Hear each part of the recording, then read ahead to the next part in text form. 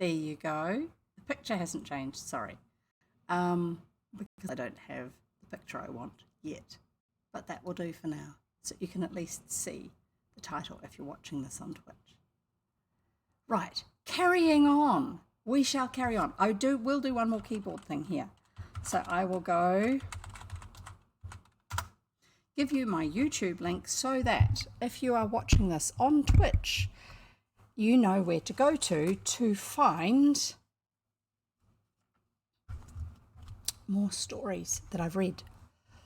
So I've just given you the link for my YouTube channel, and on my YouTube channel are playlists with which each playlist is a book or a set of books that go together, or stories that go together. And if you ever want to listen to any of the stories that I've read before, where you've missed some of it because you didn't manage to make it on the day that I was reading it live on Twitch, sorry, it's whatever it is stuck at the back of my nose, then you can go to YouTube and listen to the whole book over there. I transfer the books that I've read on Twitch over to YouTube about 2 weeks after I've read them on Twitch, because they only hold them for that long here on Twitch. And I shall carry on reading, and I am reading now Puck of Pook's Hill by Rudyard Kipling. So there you go. That's what we're having next. So this is our new book, and I will actually split this recording when I go and put it on YouTube so that the end of one book is separate in a different playlist to the beginning of the new book, which is Puck of Pook's Hill by Rudyard Kipling. Now, who can tell me who Rudyard Kipling was and where he's from and what he's known for?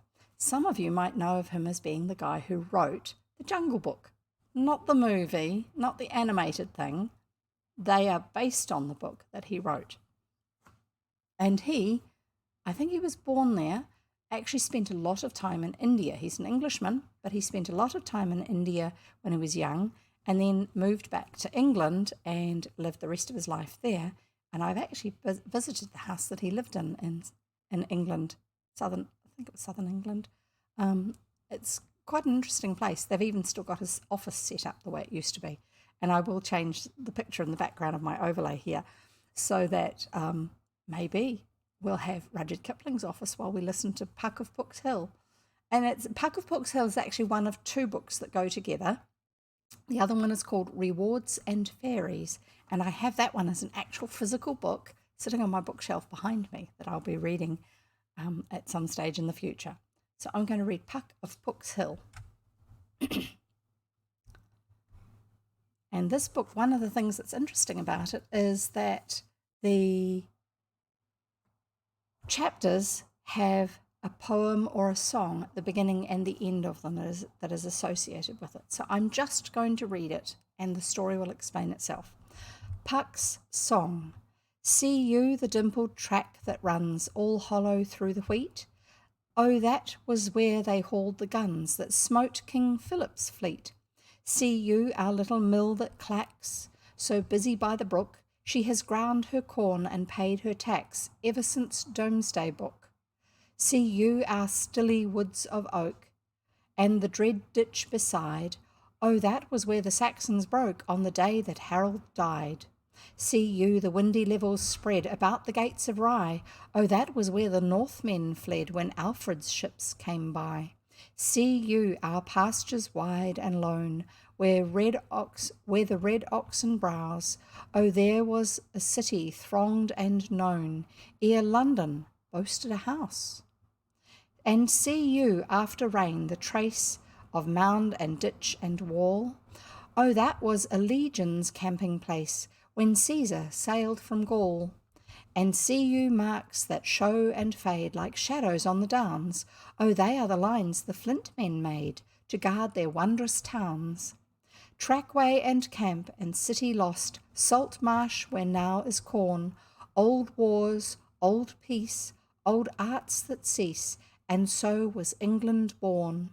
She is not any common earth, water or wood or air, but Merlin's Isle of Gramarye, where you and I will fare. And that's the end of that song. The first chapter story chapter is Weland's Sword. The children were at the theatre acting to Three Cows as much as they could remember of Midsummer Night's Dream. Their father had made them a small play out of the big Shakespeare one, and they had rehearsed it with him and with their mother till they could say it by heart. They began when Nick Bottom, the weaver, comes out of the bushes with a donkey's head on his shoulder and finds Titania, queen of the fairies, asleep. They finds Titania asleep. Then they skipped to the part where Bottom asks three little fairies to scratch his head and bring him honey, and they ended where he falls asleep in Titania's arms, because it's quite a long, convoluted story for three small children. Dan was Puck, and Nick Bottom, as well as all three fairies. He wore a pointy-eared cloth cap for Puck, and a paper donkey's head out of a Christmas cracker, but it tore if you were not careful, for Bottom. Bottom's the name of the donkey in Midsummer Night's Dream, in case you don't know.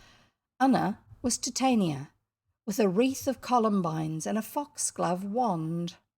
The theatre lay in a meadow called the Long Slip, a little mill stream carrying water to a mill 2 or 3 fields away, bent round one corner of it, and in the middle of the bend lay a large old fairy ring of darkened grass, which was their stage. The mill stream banks, overgrown with willow, hazel, and guelder rose, made convenient places to wait in till your turn came, and a grown-up who had seen it said that Shakespeare himself could not have imagined a more suitable setting for his play.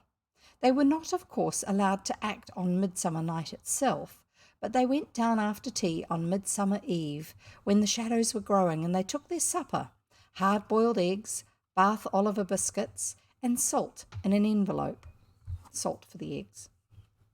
With them, 3 cows had been milked and were grazing steadily with a tearing noise that one could hear all down the meadow. So 3 cows are 3 actual cows that are in the paddock, and they did their play for them. There you go, in case you were wondering. And the noise of the mill at work sounded like bare feet running on hard ground.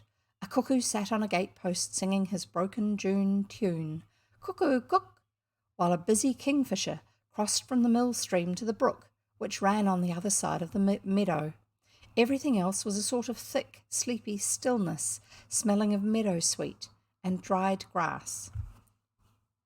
So I've actually been to this house, as I told you before, and what he's describing is part of the setting around the house itself. There is a mill stream, there is a brook, and there is a mill. And I think, from what I understand, his writing Puck of Pook's Hill was because he was seeing things around him and he wanted to take the landscape that was around him and build it into this story. So we'll carry on. Their play went beautifully. Dan remembered all his parts, Puck, Bottom, and the 3 fairies, and Una never forgot a word of Titania, not even the difficult piece where she tells the fairies how to feed Bottom with apricots, ripe figs, and dewberries, and all the lines end in ease. They were both so pleased that they acted it 3 times over from beginning to end before they sat down in the unthistly centre of the ring to eat eggs and Bath Olivers. I'm not sure, but Bath Olivers might be like bourbon biscuits, which is a chocolatey cream-filled biscuit as a real treat, or they may actually be crackers. Not sure. You can look that up and you can write it in our Discord channel so that we know what it is. This was when they heard a whistle among the alders on the bank, and they jumped.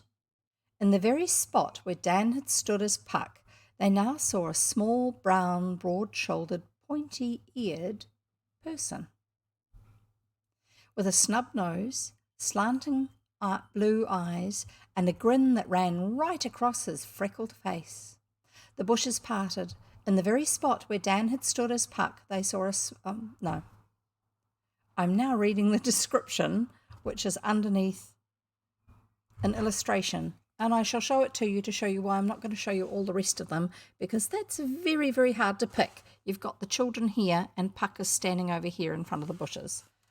And I've got to remember, because this is a new book, it's formatted differently, that the captions are immediately after the pictures, and then you actually have the text of the story, so I don't need to read it twice. And a grin that ran right across his freckled face. He shaded his forehead as though he were watching Quince, Snout, Bottom, and the others rehearsing Pyramus and Thisbe, obviously another play or a poem, and in a voice as deep as 3 cows asking to be milked, he began, "What hempen homespuns have we swaggering here, so near the cradle of our fairy queen?"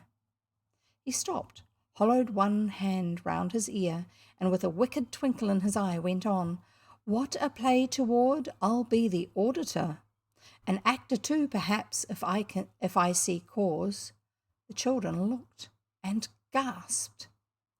The small thing, he was no taller than Dan's shoulder, stepped quietly into the ring. "I'm rather out of practice," said he, "but that's the way my part ought to be played." So he's demonstrating it. Still the children stared at him, from his dark blue cap, like a big columbine flower, to his bare, hairy feet. At last he laughed. "Please don't look like that. It isn't my fault. What else could you expect?" he said. "We didn't expect anyone," Dan answered slowly. "This is our field." "Is it?" said the visitor, sitting down. "Then what on human earth made you act Midsummer Night's Dream 3 times over, on Midsummer Eve, in the middle of a ring, and right under, one of my oldest hills in old England, Puck's Hill, Puck's Hill?" He pointed to the bare, fern-covered slope of Puck's Hill that runs, Puck's Hill. "It's as plain as the nose on my face." He pointed to the bare, fern-coloured slope of Puck's Hill that runs up from the far side of the mill stream to a dark wood. And there is a real hill across from the house, across the stream, with a woods at the top.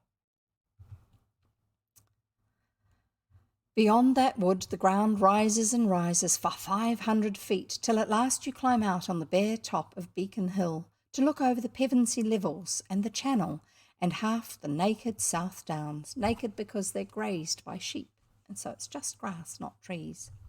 "By oak, ash, and thorn," he cried, still laughing, "if this had happened a few 100 years ago, you'd have had all the people of the hills out like bees in June." "We didn't know it was wrong," said Dan. "Wrong?" The little fellow shook with laughter. "Indeed, it isn't wrong. You've done something that kings and knights and scholars in old days would have given their crowns and spurs and books to find out. If Merlin himself had helped you, you couldn't have managed better. You've broken the hills. You've broken the hills. It hasn't happened in 1,000 years." We didn't mean to," said Una. "Of course you didn't. That's just why you did it. Unluckily, the hills are empty now, and all the people of the hills are gone. I'm the only one left. I'm Puck, the oldest thing in England. Very much at your service if you care to have anything to do with me. If you don't, of course, you've only to say so, and I'll go." He looked at the children, and the children looked at him for quite half a minute. His eyes did not twinkle any more. They were very kind, and there was the beginning of a good smile on his lips. Una put out her hand. "Don't go," she said. "We like you." "Have a bath, Oliver," said Dan, and he passed over the squashy envelope with the eggs. "By oak, ash, and thorn," cried Puck, taking off his blue cap. "I like you too. Sprinkle a little salt on the biscuit, Dan, and I'll eat it with you. That'll show you the sort of person I am. Some of us," he went on with his mouth full, "couldn't abide salt, or horseshoes over the door, or mountain ash berries, or running water, or cold iron, or the sound of church bells. But I'm Puck." He brushed the crumbs carefully from his doublet and shook hands. "We always said, Dan and I," Anna stammered, "that if it ever happened, we'd know exactly what to do, but now it seems all different somehow." "She means meeting a fairy," said Dan. I never believed in 'em, not after I was 6 anyhow. I did, said Una. At least I sort of half believed till we learned farewell rewards. Do you know farewell rewards and fairies? Do you mean this? Said Puck. He threw his big head back and began at the second line. Good housewives now may say, for now foul sluts and dairies do fare as well as they, for though they sweep their hearths no less than maids were wont to do, yet who of late for cleanliness finds sixpence in her shoe? The echoes flapped all along the flat meadow. Of course I know it, he said. Then there's the verse about the rings, said Dan. When I was little it always made me feel unhappy in my inside. Witness those rings and roundelays, do you mean? Boomed Puck, with a voice like a great church organ. Sounds like a voice much bigger than himself.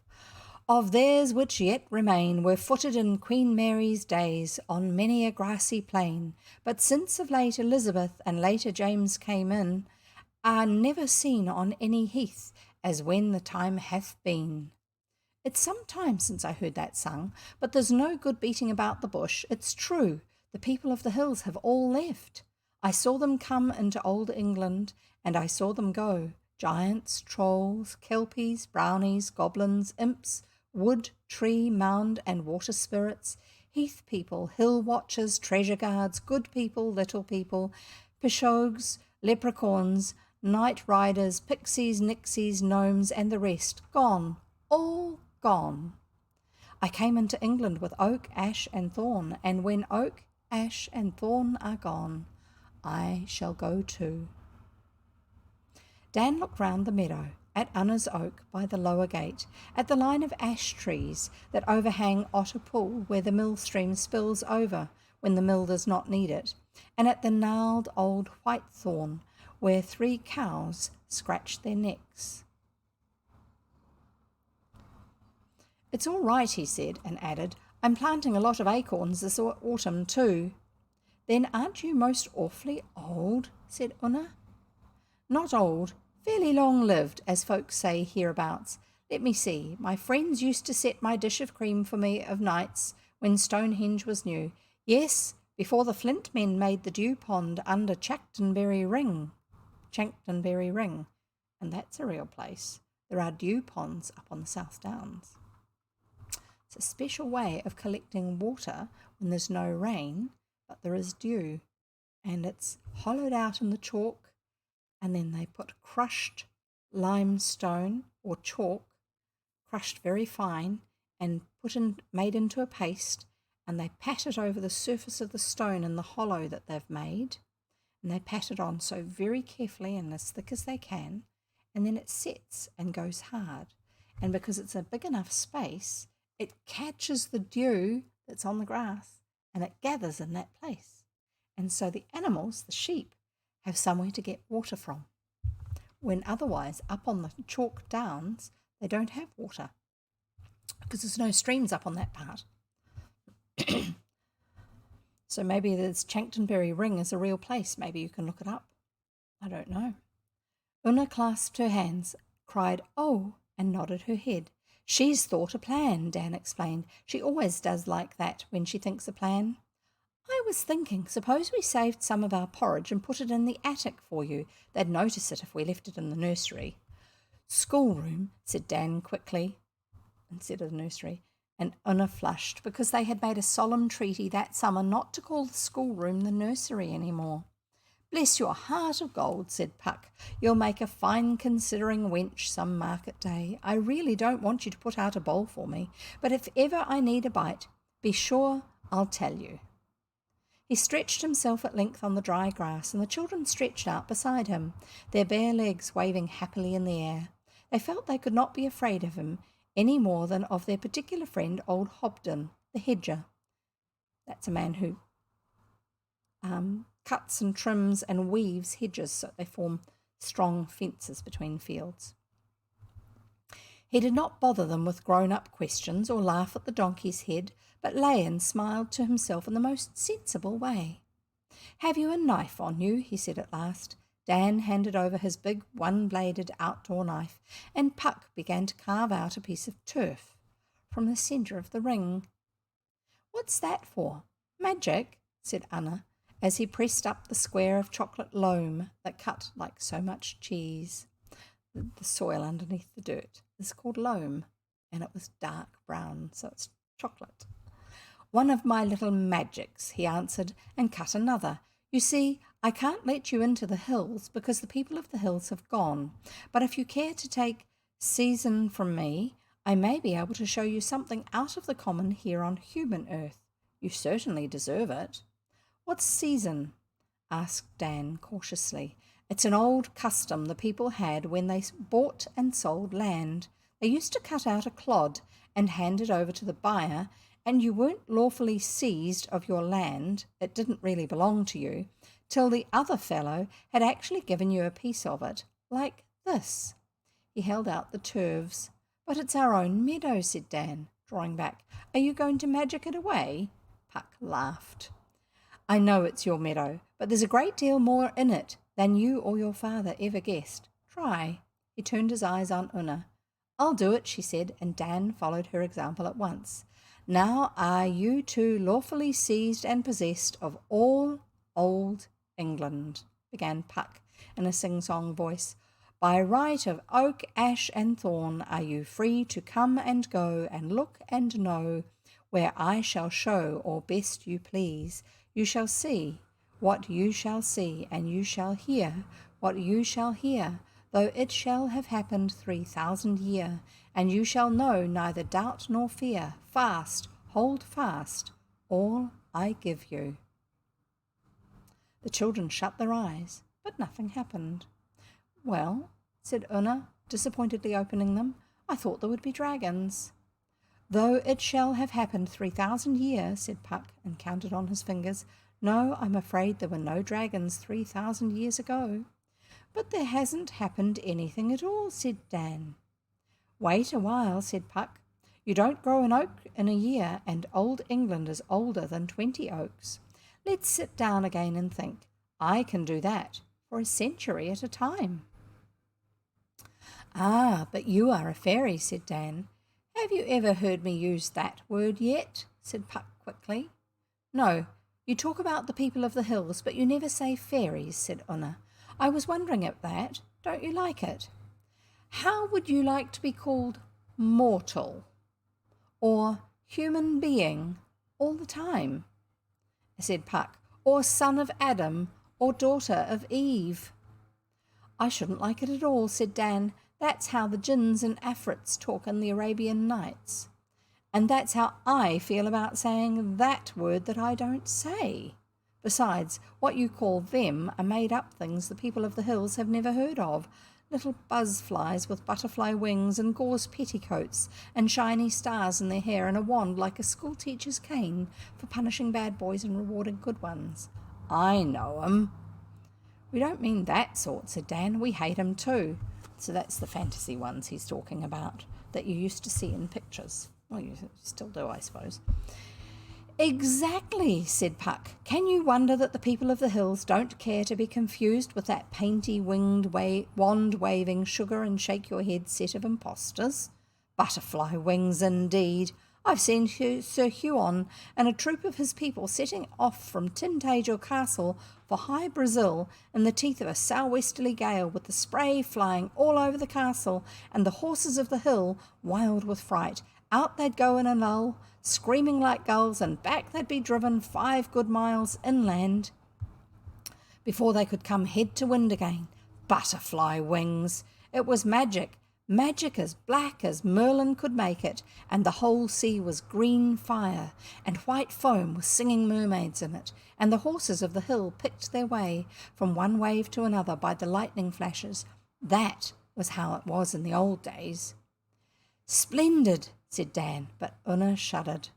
"I'm glad they're gone then, but what made the people of the hills go away?" Una asked. "Different things, but I'll tell you one of them some day.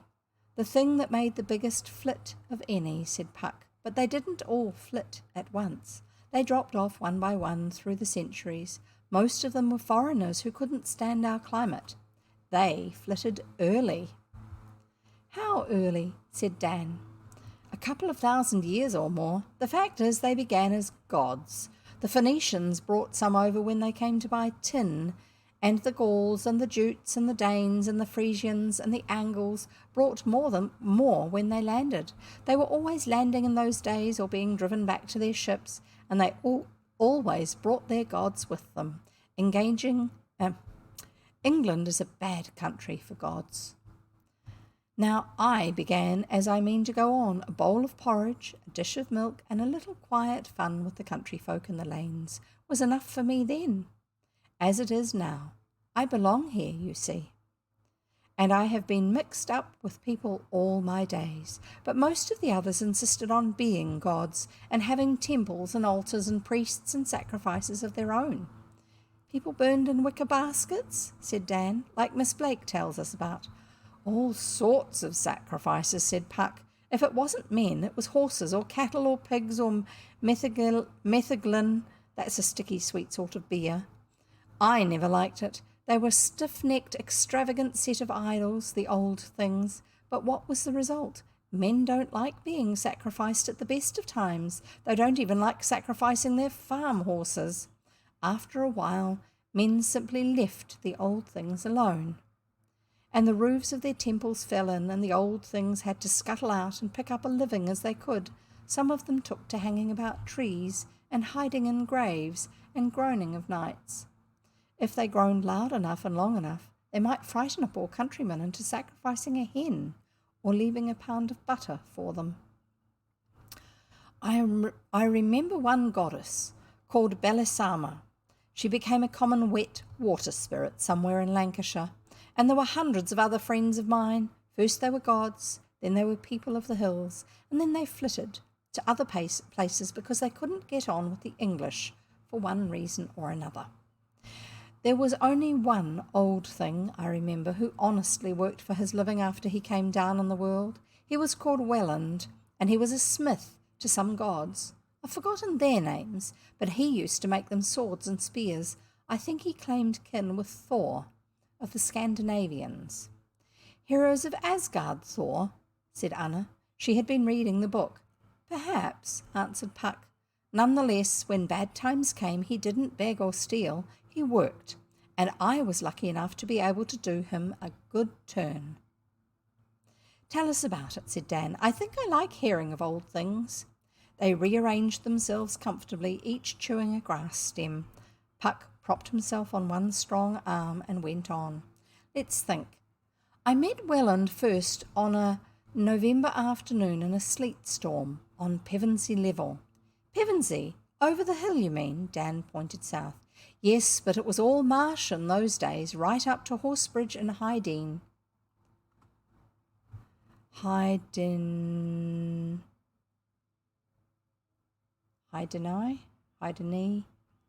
just going to call it Hydene. I was on Beacon Hill. They called it Brunnenberg then, when I saw the pale flame that burning thatch makes, and I went down to look. Some pirates, I think they must have been Pioffin's men, were burning a village on the levels, and Welland's image, a large black wooden thing with amber beads round its neck, lay in the bows of a black 32-oar galley that they had just beached. Bitter cold it was. There were icicles hanging from her deck, and the oars were glazed over with ice, and there was ice on Welland's lips. When he saw me, he began a long chant in his own tongue, telling me how he was going to rule England, and how I should smell the smoke of his altars from Lincolnshire to the Isle of Wight. I didn't care. I'd seen too many gods charging into old England to be upset about it. I let him sing himself out while his men were burning the village, and then I said, I don't know what put it into my head. Smith of the gods, I said, the time comes when I shall meet you plying your trade for hire by the wayside. What did Weland say? Said Una. Was he angry? He called me names and rolled his eyes, and I went away to wake up the people inland. But the pirates conquered the country, and for centuries Weland was a most important god. He had temples everywhere, from Lincolnshire to the Isle of Wight, as he said, and his sacrifices were simply scandalous.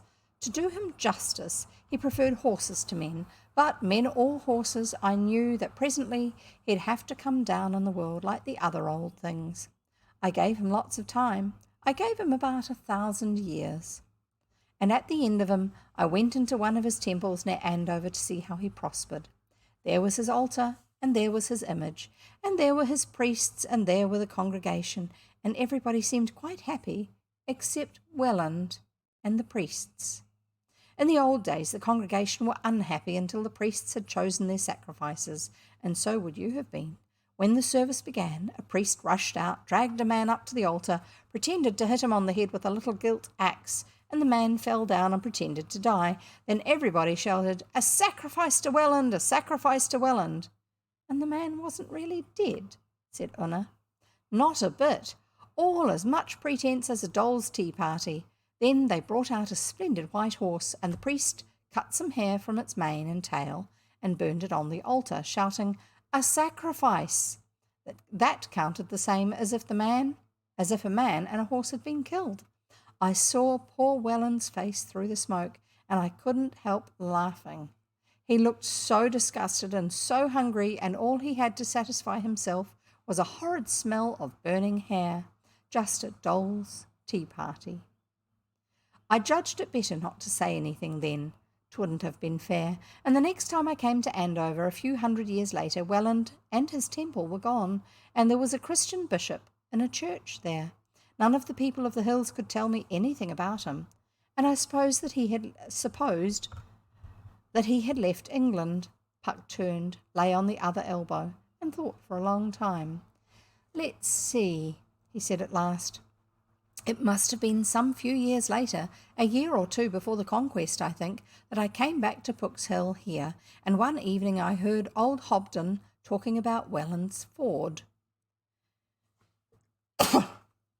"If you mean old Hobden the hedger, he's only 72. He told me so himself," said Dan. "He's an intimate friend of ours." "You're quite right," Puck replied. "I meant old Hobden's 9th great-grandfather. He was a free man and burned charcoal hereabouts. A free man was someone who wasn't a servant to somebody, wasn't effectively owned by them and had to work for them. He could work for who he chose. Not as reliable necessarily, but still with having a say in what they did. He was a free man and burned charcoal hereabouts. I've known the family, father and son, so long that I get confused sometimes. Hob of the Dean was my Hobden's name, and he lived at the Forge Cottage. Of course, I pricked up my ears when I heard Weland mentioned, and I scuttled through the woods to the ford just beyond Bog Wood yonder. He jerked his head westward, where the valley narrows between wooded hills and steep hop fields. "Why, that's Willingford Bridge," said Una. "We go there for walks often. There's a kingfisher there." "It was Weland's Ford then, dear. A road led down to it from the beacon on the top of the hill. A shocking bad road it was, and all the hillside was thick, thick oak forest with deer in it. There was no trace of Weland, but presently I saw a fat old farmer riding down from the beacon under the greenwood tree. His horse had cast a shoe that day, and when he came to the ford he dismounted, took a penny out of his purse, laid it on a stone, tied the old horse to an oak, and called out, 'Smith, Smith, here is work for you.' Then he sat down and went to sleep."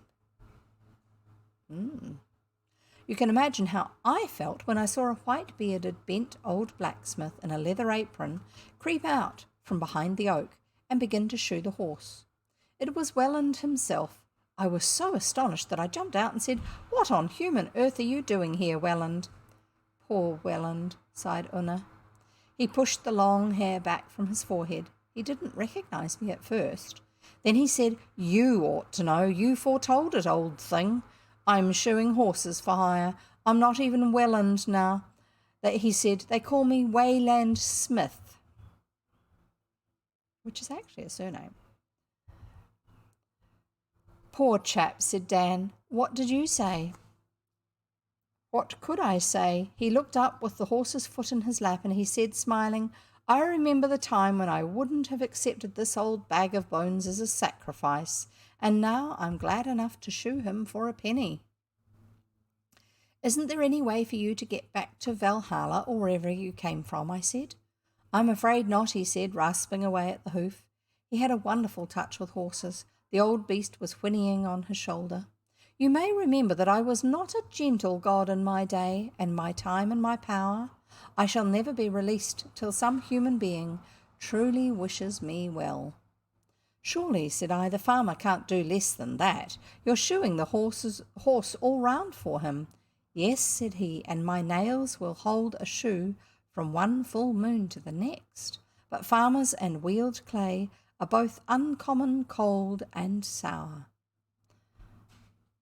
The Weald is the land that's down between the North Downs and the South Downs. They are high lands, and then the Weald is the low land that's in between, and it's clay. The ground of it is clay. And there is where you have oak and ash and probably thorn growing. Bracken grows there as well. And between the edge of the two is usually what they call the green sands, which is the sand that was used for making glass at one stage, which I can't remember. It may actually come into one of the stories that Puck tells. Anyway, I shall carry on. But that's the Weald clay, are both uncommon cold and sour. Would you believe it that when that farmer woke and found his horse shod, he rode away without one word of thanks? I was so angry that I wheeled his horse right round and walked him back 3 miles to the beacon just to teach the old sinner politeness.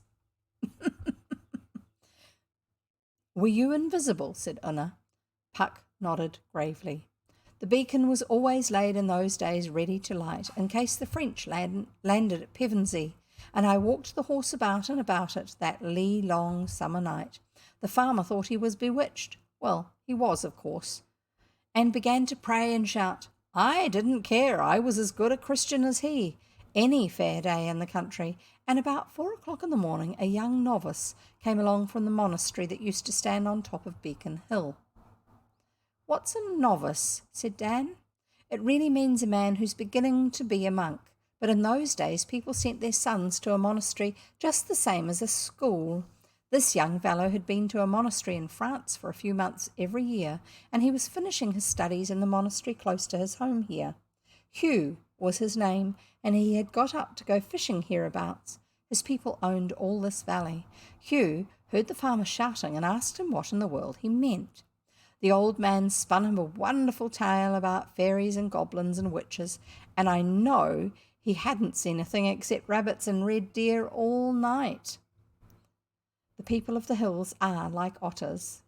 They don't show except when they choose. Yes, people, when they are in an awkward situation that may be of their own making, will often make out that it's something else that caused it. Like in stories where you hear of, I was attacked by 20 men and a huge, great, dangerous beast. It might have been a dragon, when in actual fact it was one old man and his rickety old dog. But they beat them because they knew the area and the other person was surprised. So the person who was surprised feels ashamed that they were beaten by someone weaker than them and less than them, and so they talk the story up. And so it sounds a little bit like that's what this farmer has done. Anyway, I know he hadn't seen a thing except rabbits and red deer all that night. The people of the hills are like otters. They don't show except when they choose. But the novice wasn't a fool. He looked down at the horse's feet and saw the new shoes fastened as only Weland knew how to fasten them. Weland had a way of turning down the nails that folks called the smith's clinch. Said the novice, where did you get your horse shod? The farmer wouldn't tell at first, because the priests never liked their people to have any dealings with the old things. At last he confessed that the smith had done it. What did you pay him? Said the novice. Penny, said the farmer very sulkily. That's less than a Christian would have charged, said the novice. I hope you threw a thank you into the bargain. No, said the farmer. Weland Smith's a heathen. Heathen or no heathen, said the novice, you took his help, and where you get help, there you must give thanks.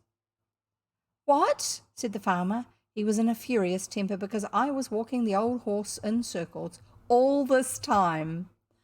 What, you young jackanapes, said he. Then by your reasoning I ought to say thank you to Satan if he helped me. Don't roll up about there splitting reasons with me, said the novice. Don't roll about up there on the saddle, while the novice is standing on the ground. Come back to the ford and thank the smith, or you'll be sorry. Back the farmer had to go. I led the horse, though no one saw me, and the novice walked beside us, his gown swishing through the shiny dew, and his fishing rod across his shoulders, spear-wise. When we reached the ford again, it was 5 o'clock in the morning, and misty still under the oaks, and the farmer simply wouldn't say thank you. He said he'd tell the abbot that the novice wanted him to worship heathen gods. Then Hugh, the novice, lost his temper. He just cried, "Out!" put his arm under the farmer's fat leg and heaved him from the saddle onto the turf, and before he could rise, he caught him by the back of the neck and shook him like a rat till the farmer growled. "Thank you, Weland Smith," was what the farmer growled. "Did Weland see all this?" said Dan. "Oh, yes, and he shouted his old war cry when the farmer thudded onto the ground. He was delighted." Then the novice turned to the oak and said, "Ho, smith of the gods, I am ashamed of this rude farmer, but for all you have done in kindness and charity to him and to others of our people, I thank you and wish you well." Then he picked up his fishing rod, it looked more like a tall spear than ever, and tramped off down your valley. "And what did poor Weland do?" said Una. "He laughed and cried with joy because he had been released at last and could go away, released from riding on the horse round and round the beacon. But he was an honest old thing. He had worked for his living and he paid his debts before he left." Oh, no, this is Weland. Sorry. Because needing to be thanked genuinely so he could go. He laughed and cried with joy because he had been released at last and could go away. But he was an honest old thing. He had worked for his living and he paid his debts before he left. "I shall give that novice a gift," said Weland, "a gift that shall do him good the wide world over, and old England after him. Blow up my fire, old thing, while I get the iron for my last task." Then he made a sword, a dark grey, wavy-lined sword, and he blew the fire while he hammered. That sounds like Damascus steel to me, dark grey with wavy lines. You look up Damascus steel. They can't make it properly now. They make something that they think is it, but it's not quite the same. Very strong and also flexible, I think. He made a sword, a dark grey, wavy-lined sword, and I blew the fire while he hammered. By oak, ash, and thorn, I tell you, Weland was a smith of the gods. He cooled that sword in running water twice, and the third time he cooled it in the evening dew, and he laid it out in the moonlight, and said runes, that's charms, over it, and he carved runes of prophecy on the blade. "Old thing," he said to me, wiping his forehead, "this is the best blade that Weland ever made. Even the user will never know how good it is. Come to the monastery." We went to the dormitory where the monks slept. We saw the novice fast asleep in his cot, and Weland put the sword into his hand, and I remember the young fellow gripping it in his sleep. Then Weland strode as far as he dared into the chapel and threw down all his shoeing tools, his hammer and pincers and rasps, to show that he had done with them forever. It sounded like suits of armour falling, and the sleepy monks ran in, for they thought the monastery had been attacked by the French. The novice came first of all, waving his new sword and shouting Saxon battle cries. When they saw the shoeing tools, they were very bewildered, till the novice asked leave to speak, and told what he had done to the farmer, and what he had said to Weland Smith, and how, though the dormitory light was burning, he had found the wonderful rune-carved sword in his cot. That's the bed that the monks sleep in. Doesn't mean like a baby's cot with bars around it. It just means it's a small bed, not fancy, not big. The abbot shook his head at first, and then he laughed and said to the novice, "Son Hugh, it needed no sign from a heathen god to show me that you will never be a monk. Take your sword and keep your sword, and go with your sword, and be as gentle as you are strong and courteous. We will hang up the smith's tools before the altar," he said, "because whatever the smith of the gods may have been in the old days, we know that he worked honestly for his living and made gifts to Mother Church.